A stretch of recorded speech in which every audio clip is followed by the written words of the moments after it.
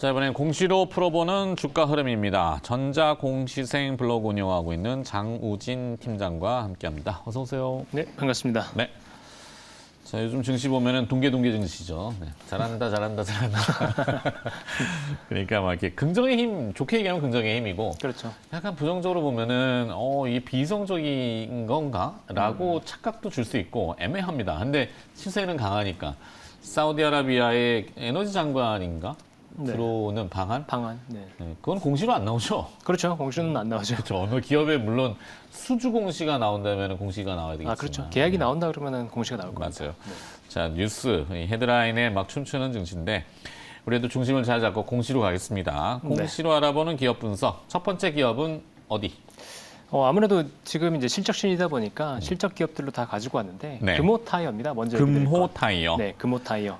뭐 이름에서 느껴지듯이 당연히 타이어를 판매하는 회사고요. 그렇겠죠. 네. 요즘 타이어가 이 전기차용 타이어가 이슈이든 모양이더라고요. 그렇죠. 네. 전기차가 사실 무겁잖아요. 배터리 밑에 깔고 있어서. 네. 그래서 이제 매연가스는 없는데 이게 깔고 지나가다 보니까 타이어에서 나오는 분진들 때문에 뭐 이슈가 된다고 보도는 나왔더라고요. 그래서 네. 전기차용 타이어가 빨리 뭔가 좀 적응이 돼야 되는 이게 좀 공시로 사실 이게 나오진 않아서 그렇죠. 모르겠어요. 네. 근데 타이어 업체들이 다 얘기하는 공통적으로 얘기하는 겁니다. 이제 전기차랑 SUV가 늘어나면 제 차체 무게가 무겁기 때문에 이 타이어의 이제 인치가 수가 커지고, 그렇죠. 그다음에 타이어가 좀 더 이제 그 무게를 견딜 수 있는 좀 더 강화된 소재를 써야 되거든요. 그래서 단가가 더 비싸지는 건 사실입니다. 그래서 ASP가 다 높아지고 있거든요. 네. 네, 실제로. 음. 금호 타이어도 당연히 그 영향을 좀 받고 있어요. 네, 그 1분기 실적을 보면 매출액이 9,961억에 영업이익이 538억을 기록했는데 이 회사가 작년부터 사실 조짐이 있었거든요. 턴어라운드 조짐이 있었는데 그 작년 연간으로 매출액이 3조 5,592억 원을 기록했습니다. 그러니까 그 전년도에 2조 6천억이었으니까 매출액이 굉장히 가파르게 성장했었고 네. 영업이익도 이제 21년에 적자 415억 원에서 22년에 231억 원 흑자를 기록했어요. 그러니까 흑자 전환을 한 거죠. 코로나를 겪으면서 사실 뭐 대부분의 기업들이 뭐 좀 안 좋았겠지만 그렇죠. 차량도 굉장히 안 중요하죠. 팔리고 그러면 타이어가 뭐 또 팔리기는 어려울 거고. 네. 근데 빠르게 지금 회복하는 게 아까 말씀하신 턴 어라운드의 조짐이 2022년도 실적에서도 이미 포착이 있었죠. 됐거든요. 근데 이제 보면은 아까 22년 연간 영업이익 231억 원이라고 말씀드렸는데 지금 23년 1분기 538억을 기록했어요. 영업이익만? 영업이익만. 뭐 지난해 연간 영업이익을 2배로 1분기에 2배 이미 넘어선 넘겼네요. 거죠. 네네. 그러니까 당연히 타이어 업체들에 대한 이제 관심이 커질 수밖에 없는데 음. 지금 이제 실적이 좋은 이유가 굉장히 긍정적이에요. 네. 그러니까 지금 보면은 아까 말씀드린 것처럼 판가가 계속해서 올라가고 있다는 건데 이 판가 인상도 두 가지거든요. 하나는 이제 인플레이션 때문에 당연히 이제 판가를 올린 것도 있고, 네. 그다음에 제품의 믹스가 좋아지는 영향 두 가지가 다 영향을 미치고 있습니다. 거기에 이제 캐파까지 늘리고 있기 때문에 요 그 판매량이 계속해서 늘어난다는 것도 긍정적이고요. 보면은 가격도 그러니까 P와 Q가 같이 회복된다 이게 포인트로 핵심이죠. 핵심이네. 네. 근데 이 회사가 그 금호라는 이름을 쓰고 있긴 한데 사실 2018년에 중국 회사에 넘어갔어요. 아, 실제 대주주는 중국 네, 더블스타라고 이제 중국 회사입니다. 사모펀드 같은데. 네. 근데 이 더블스타가 그 락업 기간이 5년이에요. 2018년에 주식을 팔 수 없는 보호 예수 그렇죠. 기간이 보유수 기간이 5년. 네. 근데 지금 딱 5년이 지났죠. 아, 올해 5년이 지났는데 실적이 만들어지고 있습니다. 네. 뭐 시장 상황까지 같이 받쳐주고 있는 건데 아마 이 회사도 매각을 하고 싶을 것 같아요. 그러면 더 실적을 만들 것 같고 비용 통제 같은 거를 올해 특히나 잘할 것 같거든요. 그래서 실적은 더 좋을 것 같은데 이 회사가 공식적으로 가이던스를 발표했어요. 연초에 4조 2,700억을 발표했는데 작년에 아까 매출이 3조 6천억 정도였기 때문에 네. 뭐 매출의 성장은 그 크게 나오는 한 20% 정도 나오는 겁니다. 영업이익은 뭐 작년 연간 대비해서 10배 이상 나올 거로 보고 있고요. 네. 그러니까 시장에서 기대하는 영업이익률이 한 5.3% 정도 되거든요, 연간으로. 근데 1분기에만 5.4%를 기록했기 때문에 연간으로 5% 이상의 영업이익률을 충분히 달성할 수 있을 것 같다라는 게 지금 중론이고요. 네.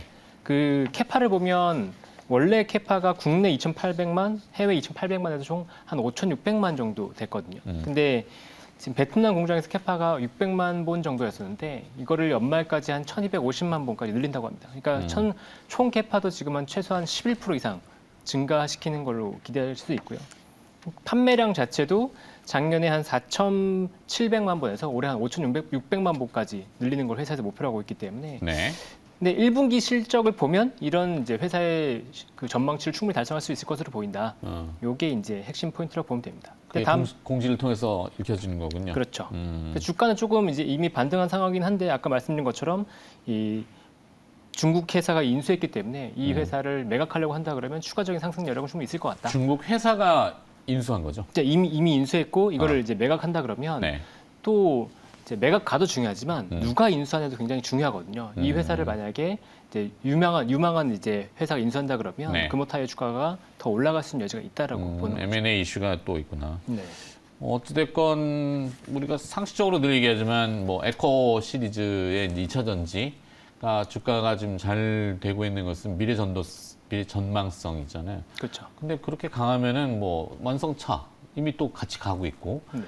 차만 가나? 타이어 껴야죠, 그죠? 타이어 좋아하죠. 당연히 타이어 껴야 되잖아요. 전기차 늘어나면 당연히 타이어도 당연히 좋고요. 타이어가 껴야죠. 타이어 회사도 같이 갑시다라고 공시를 통해서 네. 얘기하고 있다. 이게 포인트네요. 금호타이어 처음 해봤고 두 번째 기업은 두 번째 기업은 이제 P&H 테크입니다. P&H 네. 테크. 이렇게 뭐 익숙하신 기업은 아닐 텐데 네. 이 회사는 OLED 소재를 공급하는 회사인데요. 삼성에 덕산그룹이 있다면 LG에는 P&H 테크가 있다. 그렇게 이해하시면 됩니다. 네. 그러니까 LG 쪽으로 뭐 다양한 소재를 공급하고 있긴 한데 이 회사가 2021년에 매출액이 한번 점프업을 했었어요. 네. 매출액 급증했던 이유가 그 원래 이제 장수명 블루호스트라고 하는 이제 소재가 있었는데 이거를 이데미츠 코산이라는 일본 업체가 독점하고 있었거든요. 그렇죠. 이걸 국산화시켰습니다. 아하. 그러니까 지금 이 회사는 해외 업체들이 독점하고 있는 소재를 국산화시켜주는 핵심 파트너가 되는 거예요. 그래서 LG에서 또 이 회사를 전략적으로 좀 키워주려고 하고 있고 네. 또 애플 아이폰 13향으로 보면 원래 CPL이라고 하는 소재가 있는데 이 소재를 그 원래 LG 화학이 납품하던 걸 P&H 테크가 이제 다시 독점 납품하는 걸로 바뀌었거든요. 그러면서 이제 2021년 이후에 이제 실적이 한번 점프했고 그 내년 이후에도 실적이 좋아질 거로 지금 기대를 하고 있는데 네. 그러니까 장기적인 전망을 봤을 때 지금 아이패드가 내년부터 OLED를 채택한다고 얘기가 나오고 있어요. 그러니까 판매 수량은 작지만 당연히 면적이 넓으니까 소재가 많이 들어갈 거로 보고 있거든요. 그리고 2025년부터는 그 맥북에도 OLED가 탑재될 것으로 기대되고 있기 때문에 네. OLED 소재는 계속해서 늘어난다. 어. 근데 마침 이제 P&H 테크가 보면 1분기에 매출액이 94억, 영업이익 17억으로 컨센서스를 이제 영업이익 같은 경우는 116%, 매출액은 16%를 상회했거든요. 근데 재밌는 건 뭐냐면 아까 아이폰에 납품한다고 말씀드렸잖아요. 네. 그러면 보통 실적의 성수기는 4분기입니다. 근데 1분기 실적이 4분기보다 좋았어요. 그러니까 왜 그런지는 이제 확인을 해봐야 될 것 같긴 한데 이제 1분기에도 실적이 좋았다는 건 연간으로도 계속해서 실적이 좋을 가능성이 되게 높다라고 볼 수 있고 신규 소재 납품이 아마 이제 가능성이 높은데 신규 소재 납품과 함께 내년에는 신규 아이템까지 들어온다 그러면 장기적으로 봤을 때 P&H 테크는 고퍼를 적용받으면서 계속해서 우상향할 가능성이 높지 않나 이렇게 보고 있습니다. 네. 뭐 잘 아시겠지만 LG는 구광모 회장 이제 취임 초기에 결단을 내렸잖아요. 네. 스마트폰을 접었죠.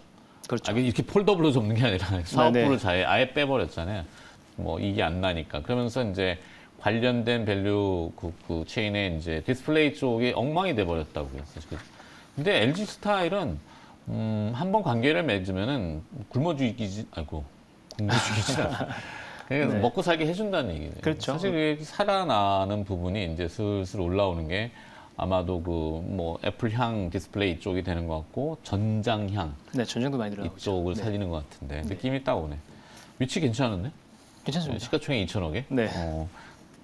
여기까지? 공시는 거기까지 다 봤나요? 네네, 실적 얘기한 거니까요. 실적. 네. 오케이. 그러니까 실적이 올라오면은 세 번째 기업으로 가봅시다. 세 번째 기업은 이제 파트론입니다. 파트론. 네, 좀 전에 이제 LG 향을 봤다 그러면 이번에는 삼성향 들어가는 네. 이제 휴대폰 부품 업체라고 볼 수 있는데요.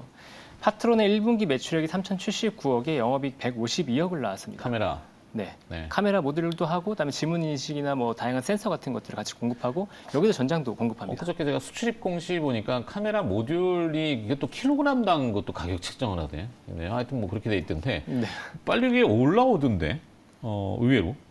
지금 중국 쪽 상황이 좋은 거죠. 아무래도 중국이 이제 리오프닝을 하면서 네. 휴대폰 수요가 늘어나다 보니까 휴대폰 네. 부품에 대한 수요도 당연히 늘어날 수 있는 지금 상황은 맞습니다. 음.